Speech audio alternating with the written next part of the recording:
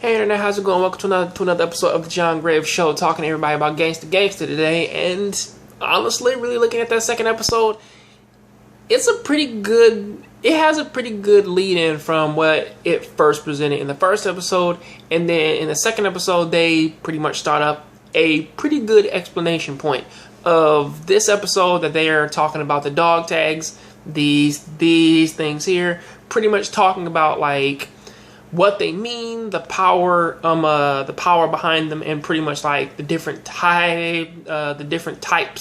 and the levels in which that they actually present, which is actually presented in a very cool way. I mean, like they only talk about they only talk about B classes. Because to be fair, I don't necessarily know like which level Nicholas is. I'm not sure if he's like an A1 or S0 or some shit like that. But all I know is that the dude who he was fighting was a B2. And he easily beat his ass with no problem. And also we do get to meet two brand new characters. I forget the doctor's name. And you meet his daughter. And they're pretty quirky in their own rights. Pretty much like the daughter sort of not necessarily being all that scared of Nicholas, and pretty much the doctor being pretty fucking forceful, but also still friendly in his own right, you know, where he is the one who's actually distributing specific types of medications for Nicholas so that his body can, or at least, I don't necessarily know what it's for, but if anything, it's supposed to help with something going on in its body. I don't necessarily know what, because they haven't explained it, but all I know is that there is an underground criminal who pretty much is actually controlling most of the B2s, or most of the supposed tags, as what they're called, and he doesn't necessarily think all that highly of them, whereas that, you know, he keeps like two like he keeps two of his female bodyguard tags with him who just enjoy killing, and he sick them, and pretty much like after the B2 loses, he sicks those two on the B2 and pretty much says, I can find another one to go ahead and do whatever the fuck I want. And that's pretty much how this episode ends.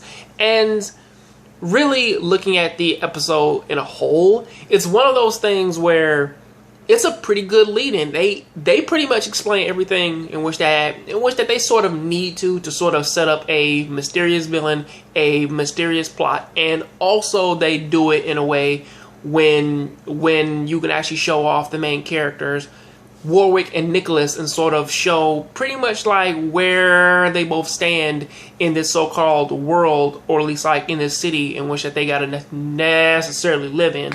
I mean, like it's even. It's like Warwick even goes on to pretty much state that, you know, it's like these tag things are probably something that like a lot of people that they probably won't necessarily really think twice about.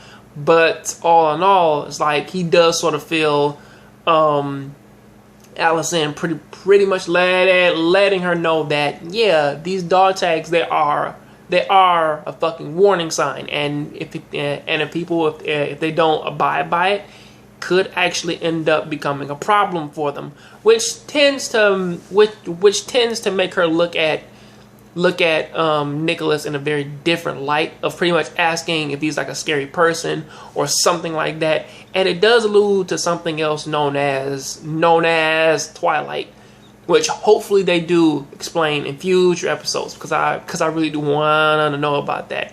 To be fair, I want to know about everything in the series, but until then, that is what I got to say about that. Please tell me what you think about it down there in the comment section. I'll catch you guys on the next Jongravesshow. And if you like this video, please hit that like button down there, and I'll catch you next time. Please keep watching anime, keep playing video games. I'm out.